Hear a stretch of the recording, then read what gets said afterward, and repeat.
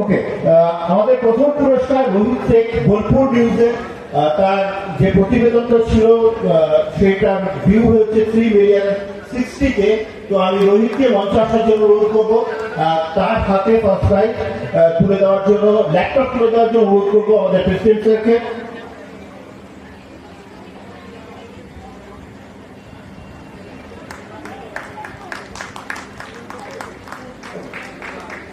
Second prize Instagram পোস্টে মোহাম্মদ। দেখুন, এটা একটা প্রাইজটা প্রতীকী। অবশ্যই বেকার ছেলের পক্ষে একটা ল্যাপটপ বহুত কাজে লাগে। তার চেয়েও এই সফলতা এবং তার একটা সার্টিফিকেট এবং এইরকম একটা মঞ্চ থেকে স্বীকৃতি অন্য লেভেলের উৎসাহ যোগাবে এই কাজ করার জন্য। আর আমরা চাইছি যে আমরা ছোট চ্যানেল এই ভাবটা না থাকে। আমি পরের বারে এইগুলো বড় গাড়ি ছোট গাড়ি করতে চাইছি, 4 চাকা গাড়ি, 2 চাকা গাড়ি। এবছর প্রথম এরকম 7টা 10টা প্রাইজ করতে চাইছি, যেটা 1 মাস পরেই ঘোষণা করব পরের বারের অনুষ্ঠানের জন্য। এবার সেই দিন থেকেই কেউ বিভিন্ন খবর করতে পারে অনুষ্ঠান নিয়ে, যে ভিউয়ার্সটা বেশি হবে তিনি সেটা ধরতে পারেন। 1 মাসের মধ্যে আমরা ঘোষণা করব এবং ফার্স্ট প্রাইজ অবশ্যই 4 চাকা গাড়ি থাকবে, সেকেন্ড প্রাইজ বাইক, থার্ড প্রাইজও বাইক, এটা আপনাদের লাগে।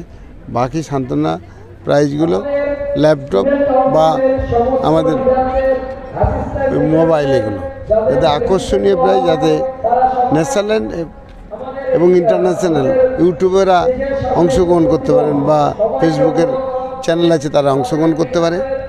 আমি আশা রাখছি এই উৎসাহ দান আমাদের ইউটিউব, ফেসবুক আর ডিজিটাল মিডিয়ার যাদের চ্যানেল তাদেরকে অনেকটা উৎসাহিত করবে।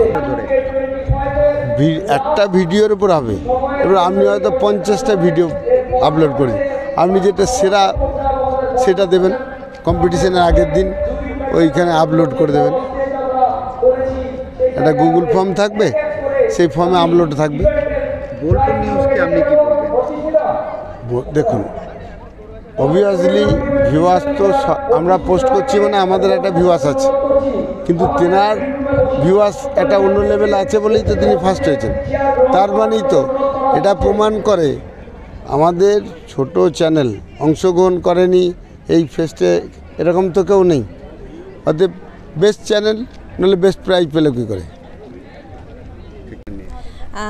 প্রথমত বলি, আমি শান্তিনিকেতন মেডিকেল কলেজের 3rd proof MBBS part 2 student.